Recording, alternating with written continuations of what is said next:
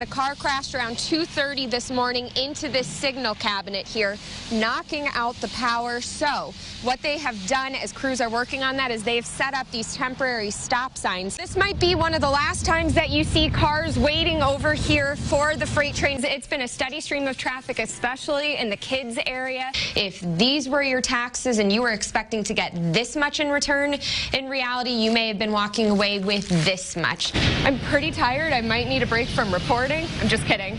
I'm fine. I'm definitely not working out as hard as everyone else here. At issue is whether or not someone who filed this write-in candidate form last week should be allowed on that ballot. That cool breeze that we're enjoying is actually creating issues for the pilots. Well, you can see the street lights have been shaking. Our own van was shaking while it was parked here earlier this morning. And if you're going to be out on the road, you'll need to have both hands on the wheels today. Only 5 clinical facilities in the country have a 7 Tesla or 7T MRI scanner. Now, after U of I's Board of Trustees voted today, Carl and the university are about to build the 6th of its kind. This has been a long time coming for us. We're incredibly excited for what this means for the community at the University of Illinois. A collaboration between Carl and the Beckman Institute has been given the green light.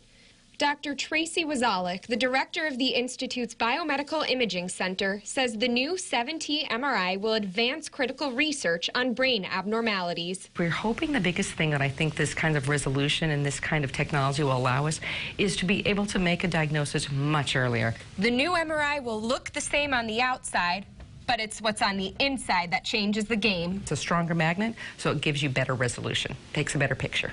The 7 Tesla will be phenomenal images, meaning we can see smaller and smaller and smaller structures, and it will be the only one in Illinois. At Carl, neurologist Graham Huseman says the equipment will help people with epilepsy. In epilepsy, about a quarter of the people don't respond to any medications, and then we start thinking about looking for surgical options, taking out the part of the brain where the seizures are coming from.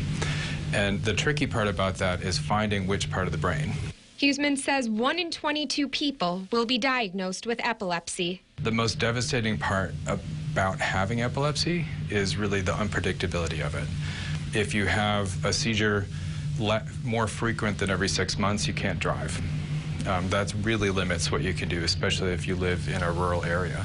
He says he's already taking calls from hospitals throughout the state asking to use the MRI for patients with seizures. There's excitement not just here, but also in the whole state for this machine. The new MRI scanner is so big that it has to be built within its space. It could take up to 18 months until it's completed. From stop and go to knit and purl, Bismarck Henning's crossing guard is giving back. Here's a look at how her lifelong hobby is warming heads and hearts.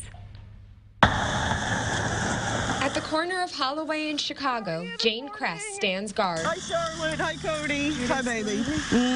Watching over Bismarck Henning's youngest students for roughly 25 years. You have a great day, sweetheart. My husband will say, someone will ask us, how many kids do you have? And he'll say, we have 1, but she has 300. Every day, she sends her kids to class with high fives, hugs, and a message. Miss Jane loves you. But that's not the only way she protects them. All the preschoolers are sporting brand new hats. Jane made that. Thanks to Miss Jane. Let's make my ears a little bit warm. Every hat custom made with care. What does it have there? Every single hat is a different color, and then we put colorful pom-poms on them, and we sewed a little button with their initial on it, so each kid would be special and know how much we love them with a little heart-shaped button on the top of it. Miss Jane's teacher, her mother. She was easy to teach.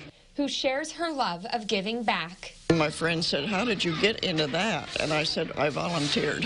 Parents say they're grateful for this mother and daughter. I honestly do believe that it teaches them to give back and, to put others before themselves and to be selfless. As for the kiddos, they have their own message for Miss Jane. Thank you. For all that she does. I absolutely loved meeting Miss Jane yesterday, and she says it takes her roughly 1 day to make each hat. And between the pre-K kids and other students, staff, family, and friends, she thinks she and her mom have made roughly 100 hats. What do you want? Coffee, please. Classes at Salt Fork High School may not start until 8:15 each morning, but starting at 7:45 once a week, students throw on their aprons and sell coffee. Marcy Taylor is the special education teacher. This is the 3rd week she's helped her students run a coffee shop. It's important to have something like this outside of the classroom. Scotty Dean says this is his first year at the coffee shop, so I asked him what he's learning. Walk. And why he likes it so much. Help my friends out. Pumpkin spice. Okay, I'll do that. In October, he's selling coffee with pumpkin spice, their flavor of the month. And each coffee costs just $1, but the lessons learned are invaluable. They are learning communication skills with the customers, which are mostly students that they go to school with, and teachers. They're also learning money skills, making change when customers come and get the coffee. Every purchase and every pour teaching those skills. And some lessons, as is often the case in the real world, are a bit unexpected. The second machine that we use is right over there next to the microwave. We use that one to make hot chocolate and coffee because last week the first machine had broke. Taylor hopes the coffee shop will run for years to come, but for now, her student dean has one message for any friends who get to school a little early.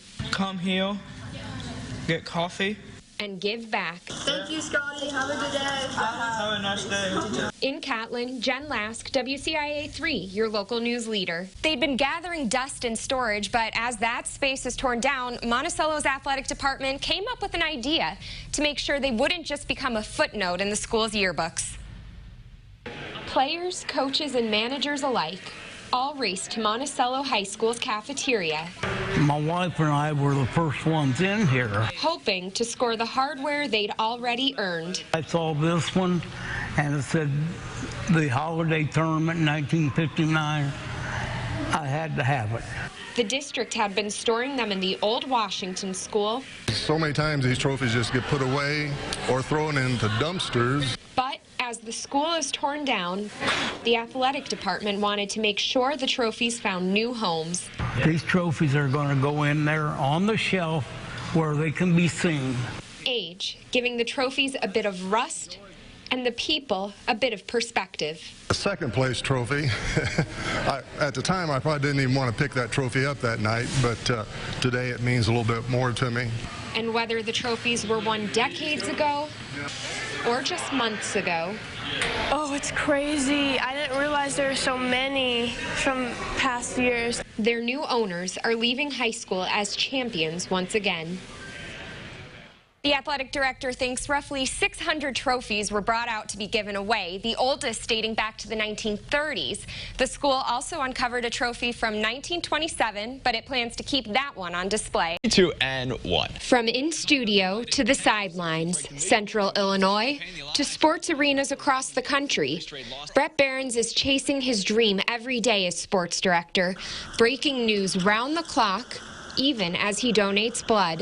In 2006, I was in a really bad accident, catapulted 80 feet in the air, and working on a cell phone tower in Rochester. And fortunately, I was able to get really good medical help and ended up having a whole bunch of injuries and lost my leg as a result of it. Brett